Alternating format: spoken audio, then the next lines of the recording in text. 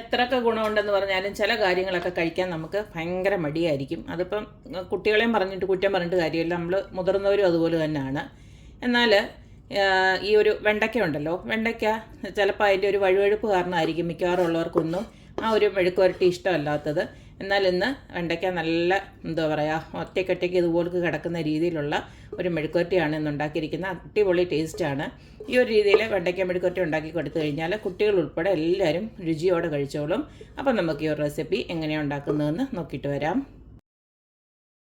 വെണ്ടയ്ക്ക മെഴുക്കുവരട്ടി ഉണ്ടാക്കാനായിട്ട് വെണ്ടയ്ക്ക അധികം മൂപ്പത്താത്ത വെണ്ടയ്ക്ക എടുക്കണം. ഇതുപോലെ ഇങ്ങനെ റൗണ്ടായിട്ട് കട്ട് ചെയ്ത് വെച്ചിട്ടുണ്ട്. ഞാൻ നേരത്തെയും പറഞ്ഞു തന്നിട്ടുണ്ട്, ഈ ഒരു വെണ്ടയ്ക്ക എടുക്കുന്നുണ്ടേ നമ്മൾ കഴുകി വൃത്തിയാക്കത്തില്ലേ, കഴുകി വൃത്തിയാക്കുന്നുണ്ടേ നല്ലതായിട്ട് കഴുകി വൃത്തിയാക്കിയതിന് ശേഷം നന്നായിട്ടൊരു ടിഷ്യോ അല്ലെങ്കിൽ ഒരു കോട്ടൺ തുണിയോ എല്ലാം വെച്ച് ഇതിനെ ഒന്ന് തുടച്ചെടുക്കണം. തുടച്ചെടുത്തതിന് ശേഷം മാത്രമേ ഇതുപോൾക്ക് അരിഞ്ഞെടുക്കാവൂ. പിന്നെ അതിൻ്റെ കൂട്ടത്തിൽ തന്നെ ഞാനൊരു ടിപ്പൂടെ പറഞ്ഞുതരാം. ഇത് ഈ വെണ്ടയ്ക്ക മെഴുക്ക് വെട്ടുമ്പോൾ ഒരു വഴുവഴുപ്പുണ്ടല്ലോ, അത് കാരണമാണ് എല്ലാവർക്കും ഇത് കഴിക്കാനൊരു മടി ഉണ്ടാകുന്നത്. അപ്പോൾ അത് മാറ്റാനായിട്ട് നമ്മളീ പറഞ്ഞ പോലെ ഇതുപോൾക്ക് അരിഞ്ഞു വെച്ചതിന് ശേഷം ആവശ്യത്തിനുള്ള ഉപ്പ് ഇട്ട് കൊടുക്കുക.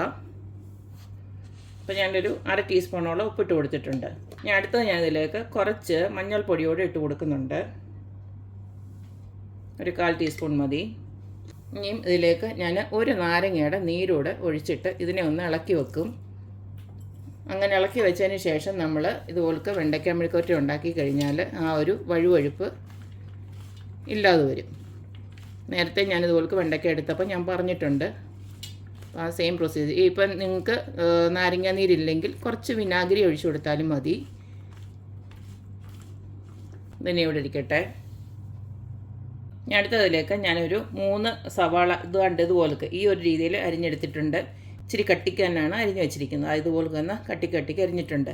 ഇനി ഇതും അതുപോലെ തന്നെ ആവശ്യത്തിനുള്ള പച്ചമുളക് ഞാനൊരു 5-6 പച്ചമുളക് ഇതുപോലെ ഒന്ന് കട്ട് ചെയ്ത് വെച്ചിട്ടുണ്ട്. ഇത്രയേ വേണ്ടുള്ളൂ. ഇനി നമുക്ക് മെഴുക്കുവരട്ടി ഉണ്ടാക്കാം. അപ്പോൾ നമ്മുടെ മെഴുക്കുവരട്ടി ഉണ്ടാക്കാനായിട്ട് ഞാനിതുപോലൊക്കെ ഒരു പാന് സ്റ്റൗവിൽ ഓണാക്കി വെച്ചിട്ടുണ്ട്.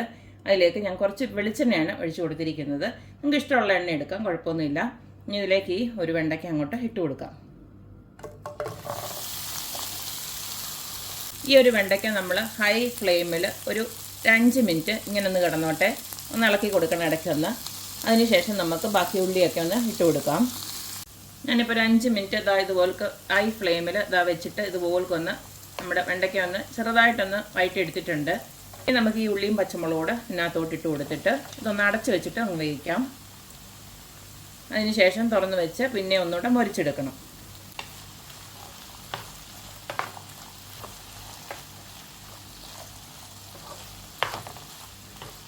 ഇനി ഞാനൊന്ന് അടച്ച് വെച്ചതിന് ശേഷം ഒരു 5 മിനിറ്റ് അടച്ച് വെച്ചൊന്ന് വേവിക്കാൻ പോവാണ്.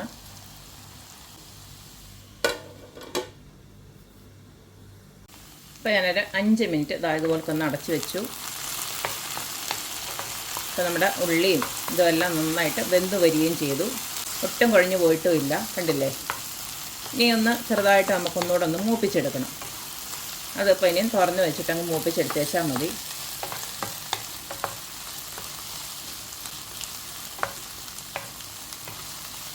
ഈ സമയം നമുക്ക് ഉപ്പൊക്കെ ഒന്ന് ജസ്റ്റ് ഒന്ന് നോക്കി കൊടുക്കണം.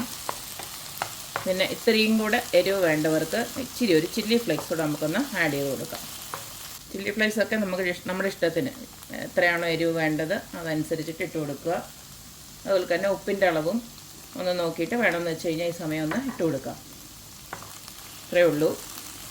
നമ്മൾ അടിപൊളിയായിട്ടുള്ള ഒട്ടുമേ കൊഴിഞ്ഞു പോകാത്ത വെണ്ടയ്ക്ക ഫ്രൈ അല്ലെ വെണ്ടയ്ക്ക മെഴുക്കുവരട്ടി ഇവിടെ ആയിട്ടുണ്ട്, കണ്ടില്ലേ. അപ്പോൾ ഇത്തിരി കൂടെ വേണമെങ്കിൽ നല്ലതായിട്ട് ഒന്നുകൂടെ മൂപ്പിച്ചെടുക്കേണ്ടവർക്ക് അതും എടുക്കാം.